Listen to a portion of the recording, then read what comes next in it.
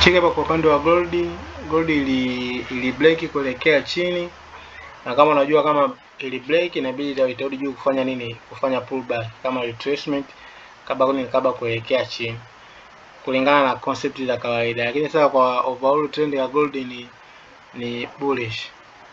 Kwa mimi nilichukua entry ya kubuy, lakini overall pia trend ni bullish.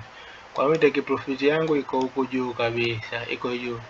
Kwa sijajua, unaangalia kama ilipofikia hapa, kwa sababu hata ukichukua Fibonacci retracement ukiangalia baada ya kubreak gold hapa iko hapa ina range hapo kwa 61, kunaweza ikafanya pullback kuelekea chini, lakini pia inaweza pia ikazidi kuelekea juu kwa kubali, kwa utakuwa unaangalia.